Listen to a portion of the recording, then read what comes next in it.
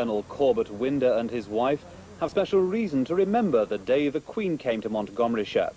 It was her first visit, his last as Lord Lieutenant of Powys. The Colonel is 75 next week on St. Swithin's Day, so must end his quarter of a century as the Queen's representative in the county. Friday's visit, memorable for him, and indeed for everyone, was born many months ago.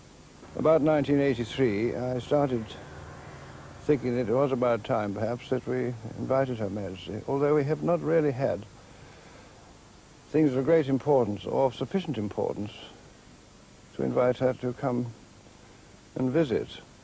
And I explained this to her in 1983 when I had the honor to sit next to her at luncheon. And she said to me, "Oh, that wouldn't matter, I'll just come and see you."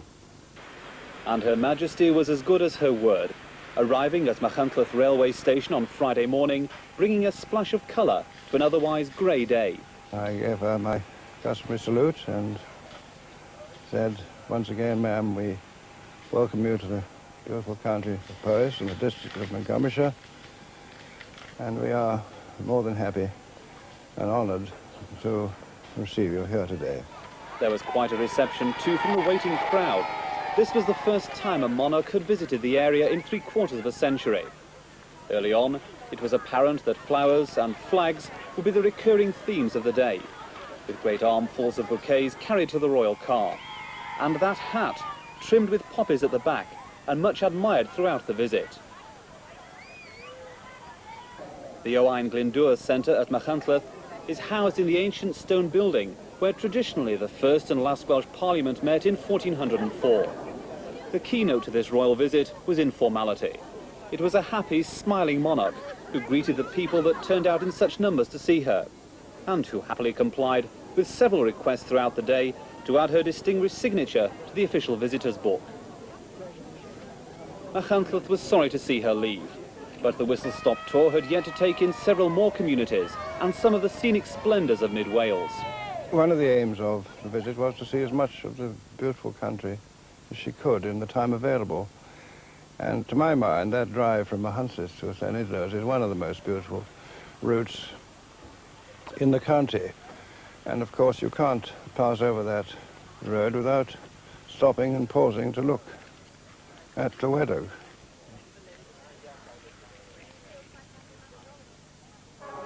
At the junction of the River Llanidloes and the River Severn, the market town of Llanidloes.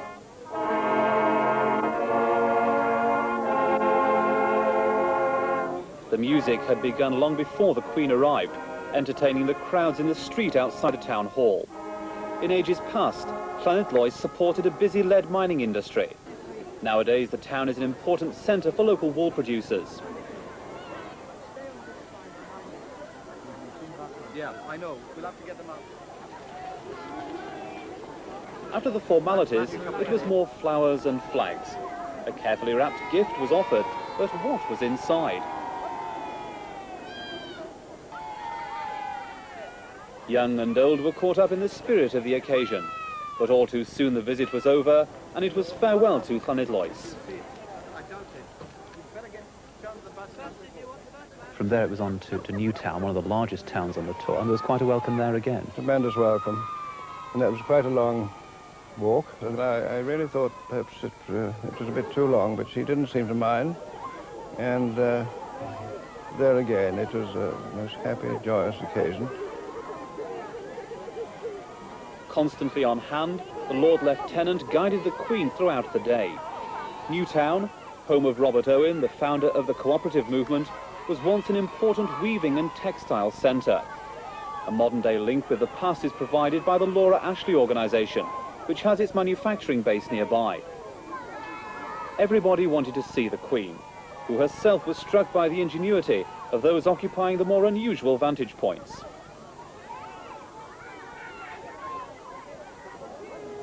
There were more flowers accompanying the Queen's progress through the town, and more flags. Just ahead of the royal party, photographers jostle for a position to snap the right picture. From the High Street, it was a short walk into St Mary's Close to carry out one of the few official ceremonies of the visit. The Close is the location for a new housing development, which has attracted considerable interest and praise. The award-winning houses have been carefully designed to blend with the existing range of historic house styles in the area.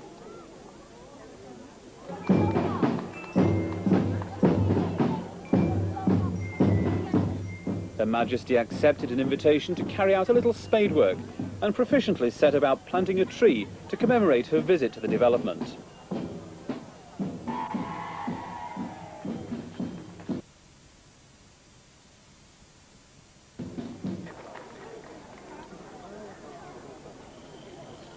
A number of local organisations had mobilised members, young and old, to turn out for the occasion.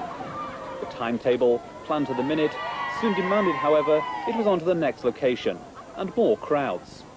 Well, Montgomery is, or was, it still is considered to be the capital town of Montgomeryshire. And it's a very royal town indeed. Prince of Wales is an honorary freeman of the town, he was made during my term of office. There again, it was a most happy, joyous occasion. The tiny market town of Montgomery, which nestles beneath the ruins of a 13th century castle, may have been one of the smallest communities on the tour, but it was clearly determined not to be outdone in offering the warmest of welcomes to the royal visitor. Crowds lined either side of the main street as the Queen expertly navigated the thoroughfare, frequently crossing right and left.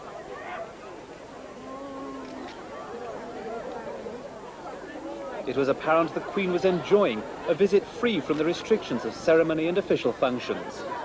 The gardens of Montgomeryshire, though, must have been severely denuded of blooms as the floral gifts continued to arrive.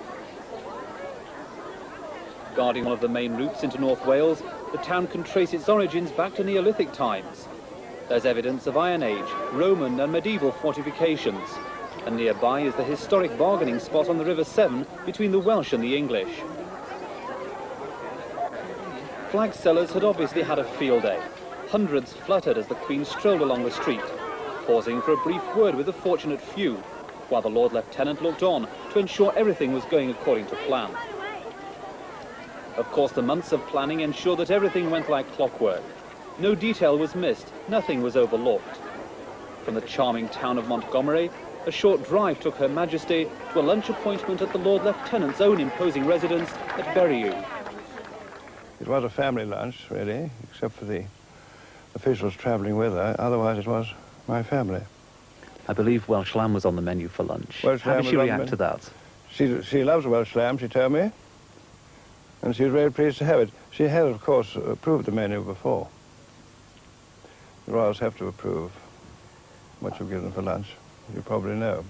And was the atmosphere over lunch the same relaxed atmosphere that very it relaxed, through the morning? Yes, laughing, and everyone was cheerful.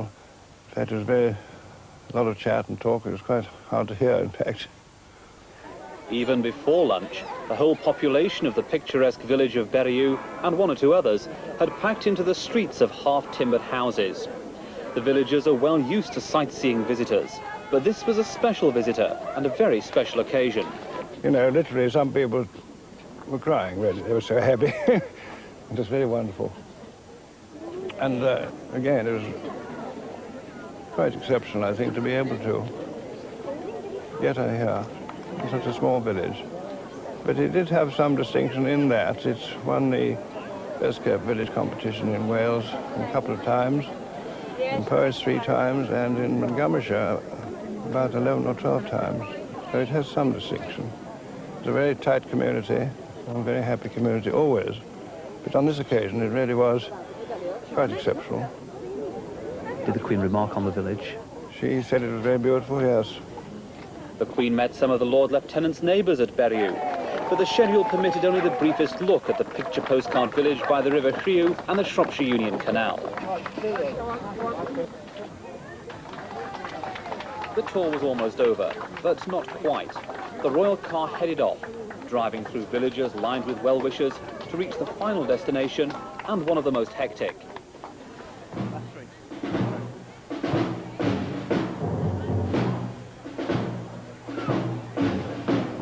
Welshpool, gateway to the many border vales which open into Wales, is another community with a proud past.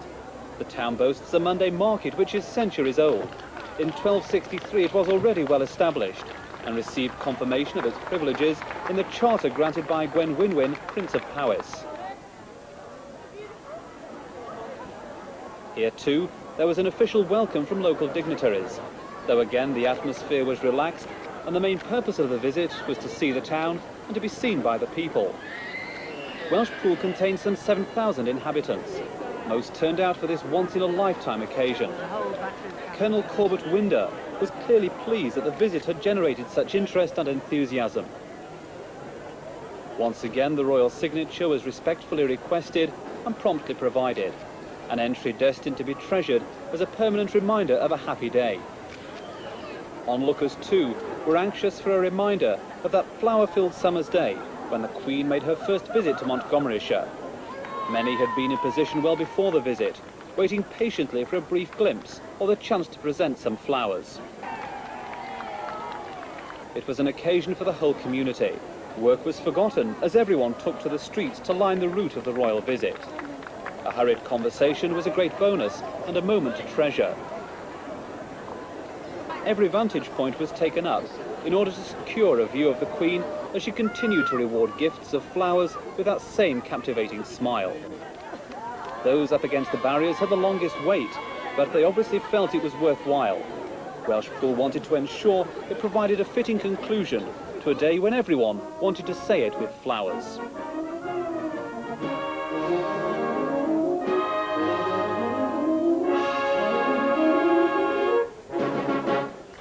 The royal car provided transport to the second stop in Welshpool, a short journey lined with cheerful faces, more flags and more flowers. Even the Queen's bright outfit was sometimes lost amid the colour of the occasion and the uniforms worn by members of dozens of local organisations. The last of the official duties were carried out by the council officers, and all too soon it was time to start saying goodbye. The Queen won many admirers and much praise for her eye-catching outfit, her unstinting good humour, and her obvious enthusiasm for an easygoing visit where royal walkabouts provided an opportunity for so many to see and speak to her.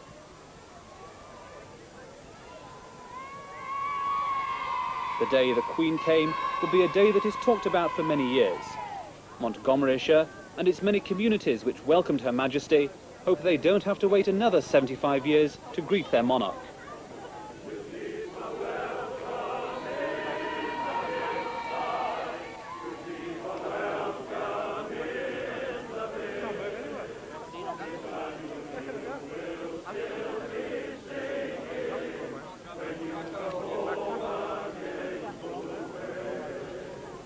The Lord Lieutenant was pleased that everything went well. The people of Montgomeryshire were pleased to see their monarch, and dare we say it, the Queen too seemed to enjoy the visit.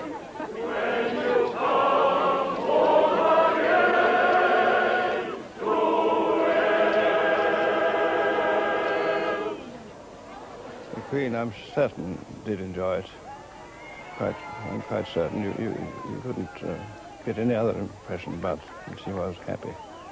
And what do you think her visit meant for the people of Montgomeryshire? I think they felt deeply honoured, and I'm sure they, without exception, enjoyed it. I've only had the immediate reaction from my own village, and that is, as I say, some people almost weeping for pleasure. It was very nice.